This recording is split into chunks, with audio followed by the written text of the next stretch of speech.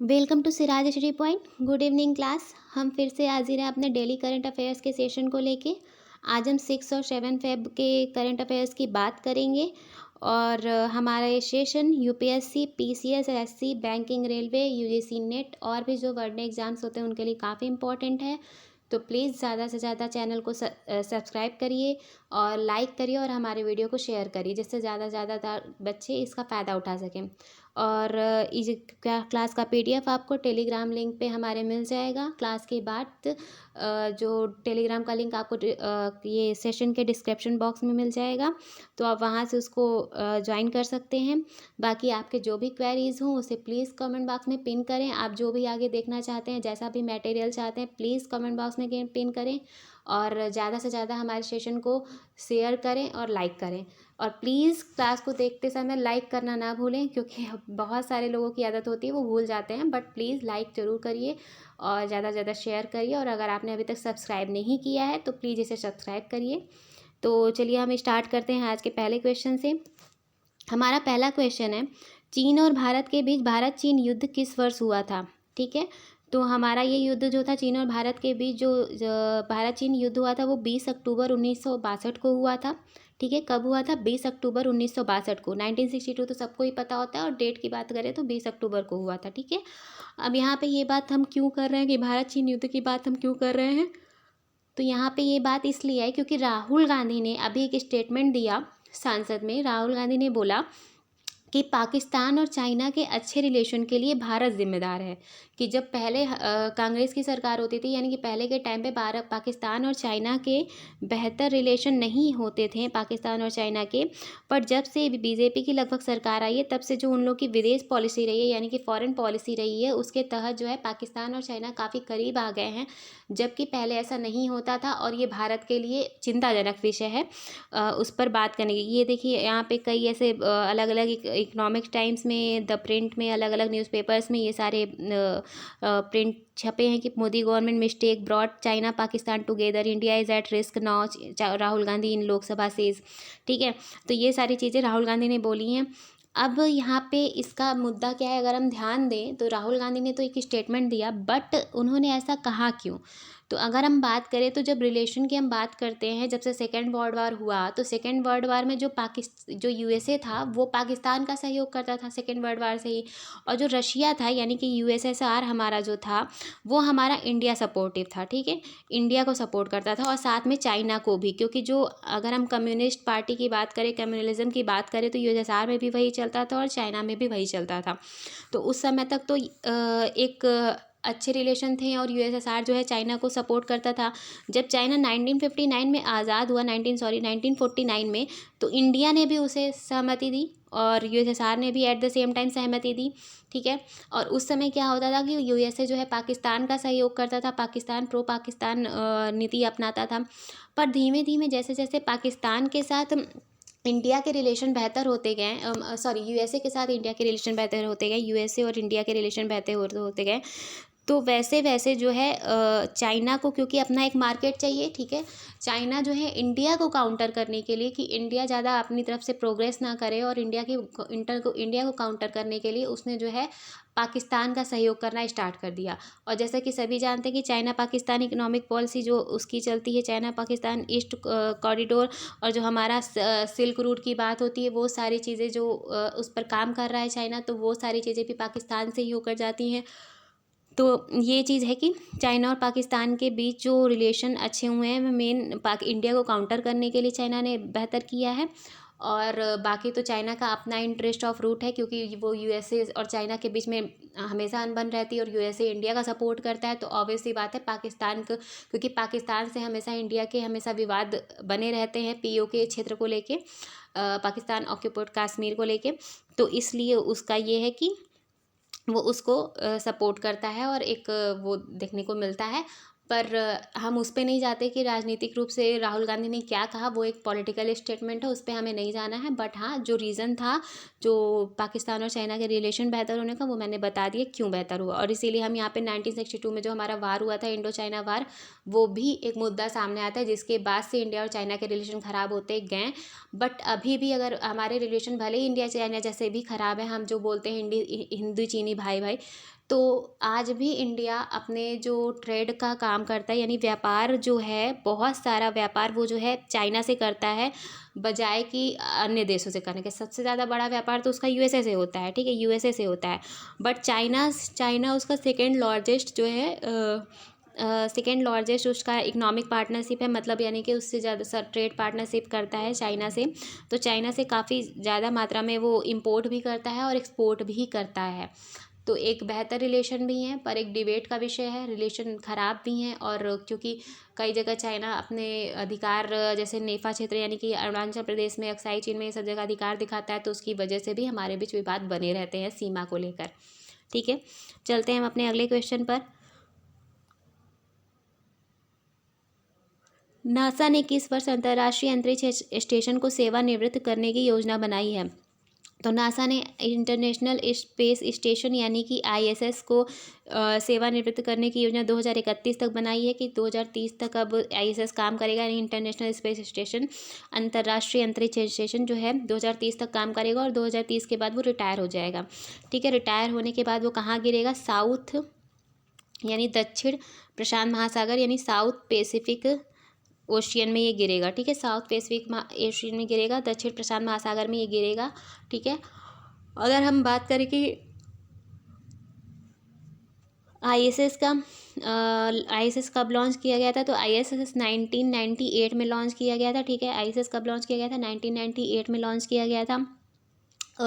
इसका जो पूरा नाम है इंटरनेशनल स्पेस स्टेशन, ये तो मैंने बता दिया। ये कहाँ पे बिलोंग करता है? तो लो अर्थ ऑर्बिट में अभी मतलब है। ठीक है, लो अर्थ ऑर्बिट में 1998 से है और वो काम कर रहा है। इसमें जो है कई कंट्रीज़ ने मिलकर क्या बोलते हैं, हम काम किया था। पहले जो लो अर्थ ऑर्बिट में पृथ्वी के तल से लगभग 250 माइल्स ऊपर काम करता है। ठीक है, 250 माइल्स ऊपर, 250 माइल्स ऊपर काम करता है। अब यहाँ पे हम बात करें कि कौन कौन से देश इस इनिशिएटिव में शामिल हैं, यानी आईएसएस का निर्माण किन किन देशों ने मिलकर किया है। तो यहाँ पे नासा जो यूएसए का है, रॉसकॉसमॉस जो हमारा रसिया का है। ठीक है, जाक्सा जो हमारा जापान का है, ईएसए यूरोपियन स्पेस एजेंसी ये जो यूरोप का है, और सीएसए यानी कनाडा स्पेस एजेंसी। ठीक है, यानी कि 5 कंट्री ने मिलकर, 5 कंट्री के जो अंतरिक्ष स्टेशन है वो 5 कंट्री को मिलकर इन लोगों ने मिलकर आईएसएस का निर्माण किया है। जैसा कि आप यहाँ पे देख सकते हैं कि 2030 में इसको डिकमिशन करने की बात की गई है, इंटरनेशनल स्पेस स्टेशन को, उसका फिगर दिखाया गया यहाँ पे। ठीक है, बाकी ये सब चीज़ें आप पढ़ सकते हैं इंटरनेशनल स्पेस स्टेशन के बारे में। ठीक है, ये सब आप देख सकते हैं। चलते हैं हम अपने नेक्स्ट क्वेश्चन पर। हमारा अगला क्वेश्चन है, हाल ही में प्रधानमंत्री नरेंद्र मोदी ने किस शहर में 216 फीट ऊंची स्टैचू ऑफ इक्वेलिटी का उद्घाटन किया है? तो ये हैदराबाद में किया गया है। ठीक है, हैदराबाद में प्रधानमंत्री नरेंद्र मोदी ने 216 फीट ऊंची स्टैचू ऑफ इक्वेलिटी का उद्घाटन किया है। अगर हम स्टैचू ऑफ इक्वेलिटी की बात करें तो किसकी स्टैचू है? ये रामानुजाचार्य जी की स्टैचू है।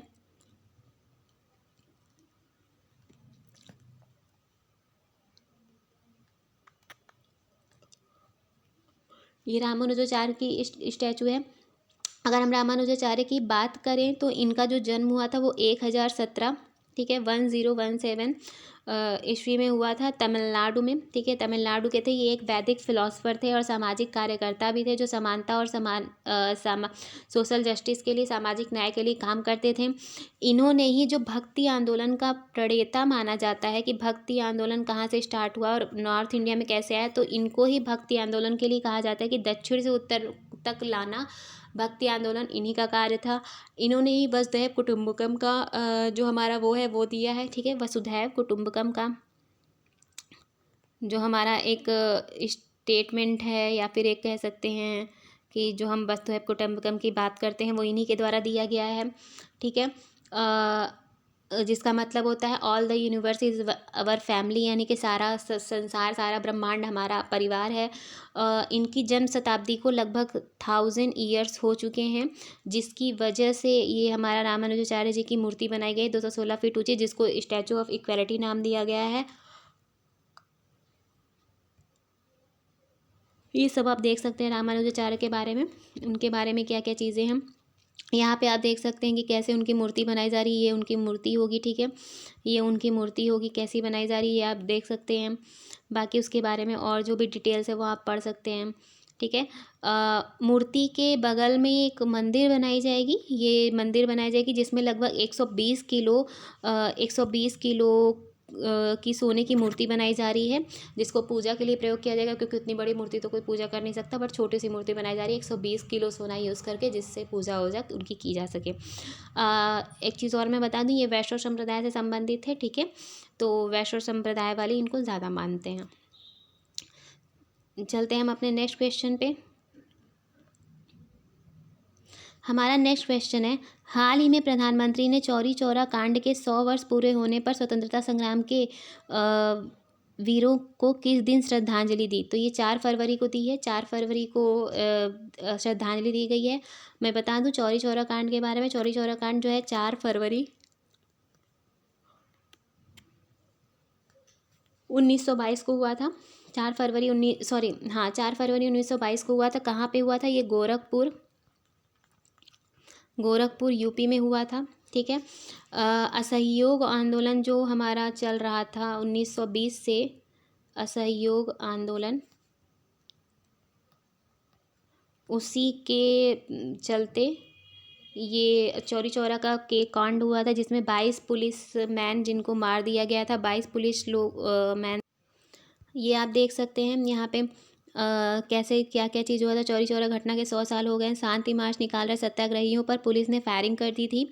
पुलिस के एक्शन में 11 सत्याग्रही शहीद हो गए थे और लगभग 50 घायल हो गए थे, जिसके बाद जो है पुलिस स्टेशन में जो सत्याग्रहियों ने आग लगा दी थी, जिसमें 22 पुलिसकर्मी मारे गए थे। और इसका परिणाम ये हुआ था कि गांधी जी ने असहयोग आंदोलन को वापस ले लिया था, क्योंकि इसके पहले जो पूरा आंदोलन चला था वो अहिंसात्मक आंदोलन था, पर जो कि हिंसा हो गई थी, जिसके गांधी जी दृढ़ विरोधी थे, इसीलिए उन्होंने गांधी जी ने इसके बाद आंदोलन को अपने वापस ले लिया था, जिसकी वजह से भी उनका काफ़ी विरोध हुआ था। चलते हम अपने नेक्स्ट क्वेश्चन पे। हुंडई कंपनी ने पाकिस्तान का साथ दिया, जिससे भारत में बायकॉट हुंडई ट्रेंड करने लगा। हुंडई किस देश की कंपनी है? तो यहाँ पे मैं बता दूँ, हुंडई जो है साउथ कोरियन कंपनी है, ठीक है, हुंडई साउथ कोरियन कंपनी है। अब यहाँ पे बात आ रही है कि हैशटैग बायकॉट हुंडई क्यों ट्रेंड किया गया। तो बात ये हुई थी कि हुंडई पाकिस्तान, चूँकि हुंडई जो है दक्षिण कोरियन कंपनी है, तो उसकी अपनी ब्रांचेज हर जगह खुली हैं, ठीक है, चाहे वो इंडिया हो, चाहे वो पाकिस्तान हो, या फिर अदर कंट्रीज़ हो। तो हुंडई की जो पाकिस्तानी ब्रांच है,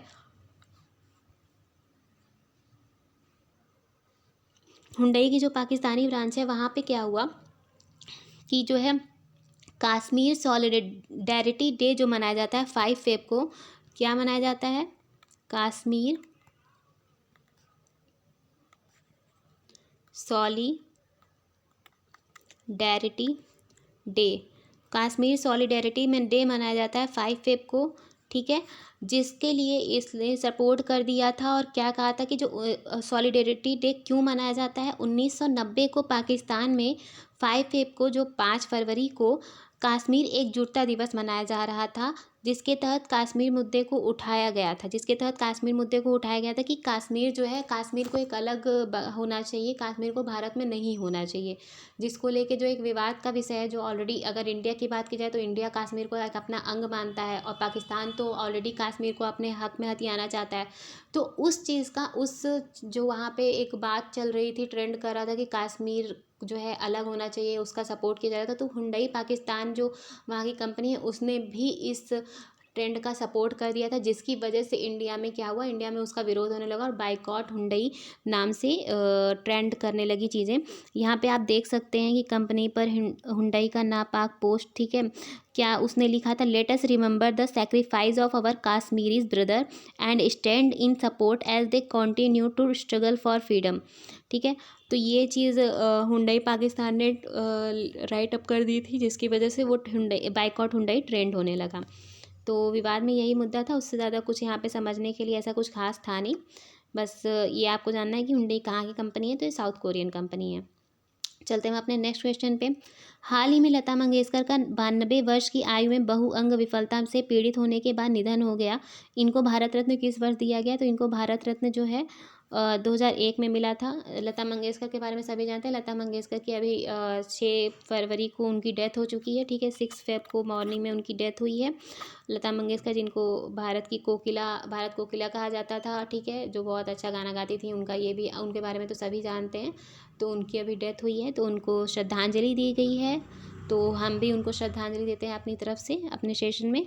और बाकी उनकी जो क्वेश्चन की बात करें तो उनको भारत रत्न कब मिला था? 2001 में मिला था। उनको पद्मश्री, पद्म विभूषण, पद्म भूषण, भारत रत्न और दादा साहब फाल्के पुरस्कार, लाइफ टाइम अचीवमेंट पुरस्कार, ये सारे प्राइजेस उनको मिल चुके थे। तो उनकी उनके उनके लिए हमारी तरफ से भी श्रद्धांजलि, हमारे सिराज एचडी पॉइंट की टीम की तरफ से एक श्रद्धांजलि। और चलते हैं हम अपने अगले क्वेश्चन पे। ये आप उनके बारे में पढ़ सकते हैं कि क्या क्या चीज़ें उनकी, क्या क्या अचीवमेंट रही हैं, तो उनके बारे में आप डिटेल्स देख सकते हैं। किस टीम ने इंग्लैंड को 4 विकेट से हराकर रिकॉर्ड 5वां खिताब अपने नाम किया? तो ये भारत ने किया है, ठीक है। इंग्लैंड को 4 विकेट से हराकर रिकॉर्ड 5वां खिताब अपने नाम किया है, तो किसने किया है? भारत ने किया है। हाल ही में किसे इंडिगो के पहले एमडी, सबसे पहले एमडी के रूप में नामित किया गया है? Who has been named as the first MD of IndiGo. Okay, हाल ही में किसे इंडिगो के सबसे पहले एमडी के रूप में नामित किया गया है? तो ये राहुल भाटिया जी को किया गया है इंडिगो के सबसे पहले एमडी के रूप में नामित, ठीक है। Let's move to the next question. गणतंत्र दिवस परेड में भाग लेने वाले 12 राज्यों केंद्र शासित प्रदेशों में से किस राज्य की झांकी को सर्वश्रेष्ठ झांकी का रूप में चुना गया है? तो ये उत्तर प्रदेश की झांकी को चुना गया है। पहले मैं बता दूं कि यहाँ पे लगभग 12 स्टेट्स और यूटी के जो है झांकियाँ प्रस्तुत की गई थी, ठीक है, जिसमें यूपी की झांकी को सर्वश्रेष्ठ पुरस्कार से नामित किया गया है। यूपी की झांकी में क्या क्या डिनोट किया गया था वो देख लीजिए आप, क्योंकि ये भी इंपॉर्टेंट है। इससे क्वेश्चन बनते हैं हर साल, वनडे एग्जाम्स में इससे रिलेटेड क्वेश्चन पूछे जाते हैं। जो झांकियाँ निकलती हैं 26 जनवरी की परेड पे, तो ये क्वेश्चन प्लीज़ आप ध्यान दीजिएगा। इसमें क्या दिखाया गया था? 1 डिस्ट्रिक्ट 1 प्रोडक्ट, ठीक है। और जो है काशी विश्वनाथ जो मंदिर है उसका, काशी विश्वनाथ धाम को दिखाया गया था, ठीक है। काशी विश्वनाथ धाम को दिखाया गया था, जो हमारे बनारस में है उसको, वाराणसी में है, काशी विश्वनाथ धाम को दिखाया गया था। और 1 डिस्ट्रिक्ट 1 प्रोडक्ट को प्रमोट करने के लिए उसका काम दिखाया गया था। बाकी अगर हम बात करें तो पहली पोजीशन जो है यूपी की थी। अगर हम सेकंड पोजीशन की बात करें तो वो हमारी थी कर्नाटका की, ठीक है। कर्नाटका को सेकंड पोजीशन मिला है, कर्नाटका को। बाकी कर्नाटका में क्या दिखाया गया था? तो ट्रेडिशनल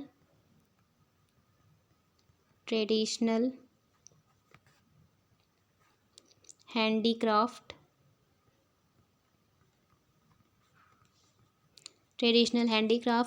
थर्ड की पोजीशन की बात करें हम तो थर्ड पोजीशन है मेघालय की, ठीक है।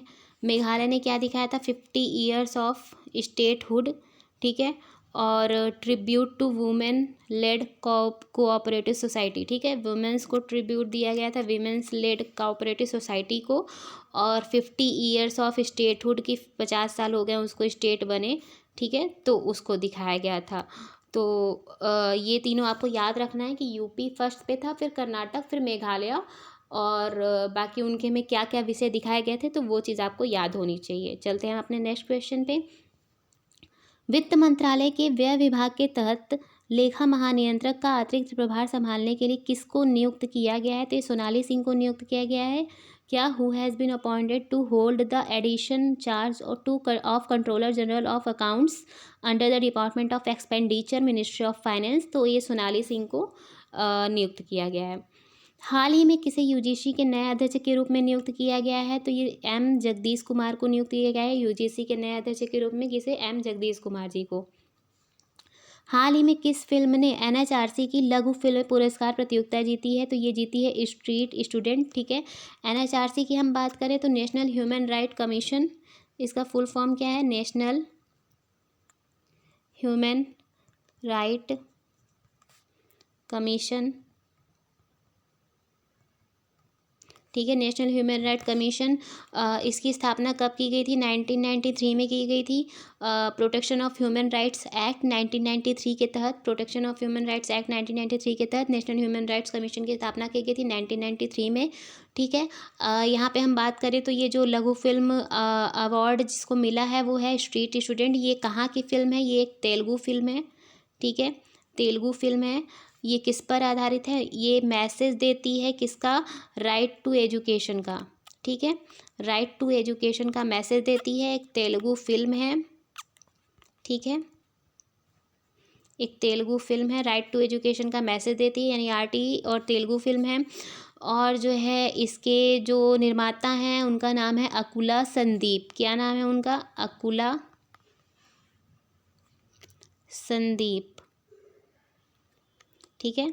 तो इतनी चीज़ें आपको पता होना चाहिए। उनके निर्माता कौन है, कहाँ की फिल्म है? तेलुगु फिल्म है, राइट टू एजुकेशन के बारे में बात करती है और नेशनल ह्यूमन राइट्स कमीशन के बारे में पूछा जाए तो 1993 में इसके क्या क्या सदस्य होते हैं, कैसे बनती है, ये सारी चीज़ें आपको इन सब कमीशन के बारे में पता होना चाहिए, क्योंकि आपके IUPSC से लेके पीसीएस के एग्जाम में और वनडे एग्जाम से भी पूछता है, जैसे CVC सेंट्रल विजिलेंस कमीशन या फिर CBI के बारे में, CIC के बारे में, और national human rights commission, national child commission, national women right commission, ये सारे जितने भी कमीशंस होते हैं, आयोग होते हैं, उनके बारे में अगर उनके बारे में संविधान में लिखा है, विधायिक बॉडी है, संवैधानिक बॉडी है, कैसी बॉडी है, स्टैट्यूटरी है या कॉन्स्टिट्यूशनल है, क्या है और कैसे उनका गठन होता है, उनके अध्यक्ष कैसे होते हैं, वो सारी चीज़ें आपको पता होनी चाहिए, क्योंकि ये सारे इंपॉर्टेंट बहुत क्वेश्चन है। ये सब आपको लक्ष्मीकांत में आराम से मिल जाएगा और ये सारे क्वेश्चन इससे क्वेश्चन बनते हैं PT में, तो प्लीज़ ध्यान दीजिएगा। हाल ही में खबरों में रही वागीर पनडुब्बी किस क्लास से संबंधित है? तो ये हमारी वागीर पनडुब्बी स्कॉर्पियन क्लास की पनडुब्बी है, ठीक है। ये जो है 5th स्कॉर्पियन क्लास की पनडुब्बी है, 5वीं, ठीक है। मेड इन इंडिया के तहत जो ये पनडुब्बी बन रही है, मेड इन इंडिया के तहत जो 6 कलवरी क्लास पनडुब्बी बन रही हैं, 6 कलवरी क्लास पनडुब्बियाँ जो बन रही हैं, उसमें जो सबसे पहले बनी थी INS कलवरी, उसके बाद बनी थी खांदेरी, फिर बनी थी करंज, फिर बनी थी वागीर, फिर बनी है वागसीर। ये 5 बन चुकी हैं, 6 हैं जिसमें से अभी 5वीं बननी बाकी है। ये सारी जो हैं वो डीजल इलेक्ट्रिक बेस्ड हैं, ठीक है। डीजल इलेक्ट्रिक बेस्ड हैं, डीजल इलेक्ट्रिक बेस हैं। किसके द्वारा बनाई जा रही है? तो ये मझगांव डॉकयार्ड लिमिटेड द्वारा बनाई जा रही है। किसके द्वारा बनाई जा रही है ये? मझगांव डॉकयार्ड लिमिटेड द्वारा। ये सब क्वेश्चन पूछे जाते हैं, इसलिए मैं इतना डिटेल में इनको बताती हूँ। जो फैक्ट्स वाइज हैं ये सब वनडे एग्जाम में, आपके पीसीएस के एग्जाम में फैक्ट्स ऐसा पूछे जाते हैं। जो 6 स्कॉर्पियन क्लास पनडुब्बी बनाई जा रही हैं, ठीक है। और जिसमें मैंने नाम भी बताया आपको, डीजल इलेक्ट्रिक बेस्ड है और कौन बना रहा है? मझगांव डॉकयार्ड लिमिटेड द्वारा बनाई जा रही है। तो ये सारी चीज़ें आपको पता होनी चाहिए, ठीक है। चलते हैं हम अपने अगले क्वेश्चन पे। हाल ही में किस देश के प्रधानमंत्री हेक्टर वलेर को अपने ऊपर लगे घरेलू हिंसा के आरोपों के कारण इस्तीफा देना पड़ा है? तो ये देना पड़ा है पेरू के प्रधानमंत्री को, ठीक है। ये पेरू के प्रधानमंत्री हैं जिनको अपने ऊपर उनकी बीवी और उनकी बेटी के द्वारा उनके ऊपर क्लेम किया गया है घरेलू हिंसा का, कि वो उनको मारते थे समथिंग, ये सब जो भी शोषण का केस आया है, तो घरेलू हिंसा का उनके ऊपर आरोप लगा है। तो ये पेरू के हैं। अगर हम बात करें मैप में, तो पेरू कहाँ है? पेरू दक्षिण अमेरिका की एक कंट्री है, ठीक है। ये हम देख सकते हैं, साउथ अमेरिका का मैप है, ठीक है। नॉर्थ अमेरिका, साउथ अमेरिका का मैप है। यहाँ पे ये देखिए पेरू बिलोंग करता है, पेरू यहाँ पे है। ऐसी चिली यहाँ पे। आपको मैप याद होना चाहिए, जैसे कि मैं हमेशा कहती हूँ मैप बहुत इंपॉर्टेंट है आपके एग्जाम के लिहाज से, तो मैप पर ध्यान दीजिए। यहाँ पे है पेरू, ये चिली हमारा, बोलीविया, ब्राज़ील, वेनेजुएला और कोलंबिया, इक्वाडोर, पराग्वे, अर्जेंटीना, ये सब आपको पता होनी चाहिए। कैपिटल क्या है पेरू की? लीमा है, ठीक है। कैपिटल क्या है? लीमा है, ठीक है। तो हमारा आज का सेशन यहीं पे ख़त्म होता है। आई होप स्टूडेंट आपको सेशन पसंद आया हो। आपके जैसे भी व्यूज़ हों प्लीज़ हमें कमेंट करें और ज़्यादा से ज़्यादा सेशन को लाइक करें, शेयर करें। और एक चीज़ मैं आपको इन्फॉर्मेशन दे दूं कि हो सकता है कि जो हम सेशन अभी शाम को अपलोड करते हैं वो आने वाले टाइम में हम मॉर्निंग में अपलोड करना शुरू करें, लगभग 7 से 8 बजे के बीच में। तो हम ऐसा कुछ कोशिश कर रहे हैं कि हम मॉर्निंग में सेशन अपलोड करने की कोशिश करें, जिससे आपको सुबह सुबह ही करंट का जो भी आपको टॉपिक होता है वो मिल जाए और आपका दिन भर आप उसको एक देख भी सकें, चाहे अपनी प्रायोरिटी के हिसाब से जब आप चाहें, बाकी आप उसको याद भी कर सकें। तो एक आपका पंचुअल टाइम बन जाएगा जिससे आप अपना शेड्यूल मैनेज कर लें। इसलिए मैं ये काफ़ी पहले इन्फॉर्मेशन दे रही हूँ, मे बी अभी आने वाले टाइम में ऐसा हो सकता है।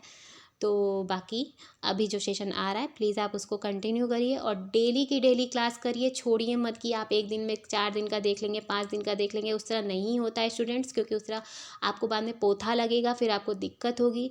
तो डेली का डेली सेशन देखिए। मैं कम से कम वर्ड्स में क्लास कराने की कोशिश करती हूँ, जिससे आप आधे घंटे क्लास जल्दी से जल्दी देख सकें। और प्लीज़ नोट्स ज़रूर बनाइएगा, क्योंकि वही नोट्स आपके एग्ज़ाम के टाइम काम आती है। बाकी रही बात PDF की, तो PDF हम सेंड करते हैं, आप उसको भी देख सकते हैं, बट अपने हाथ से बनाई हुई नोट्स, क्योंकि जैसे आधे घंटे की क्लास है तो उसको जब आप नोट्स बनाएंगे तो वो 10 मिनट का चीज़ होगा। तो उसको आप ज़रूर ध्यान दीजिए, क्योंकि उस पर फोकस करना ज़रूरी होता है। और एग्ज़ाम के पर्सपेक्टिव से ट्रस्ट मी, ये सारे क्वेश्चन बहुत इंपॉर्टेंट हैं। और आपके क्वेश्चन में जब आप खुद एग्ज़ाम दोगे तो आपको खुद समझ में आएगा कि ये सारे क्वेश्चन फंसेंगे। ठीक है, तो आज का सेशन हम यही ख़त्म करते हैं। मिलते हैं हम अपने अगले सेशन में।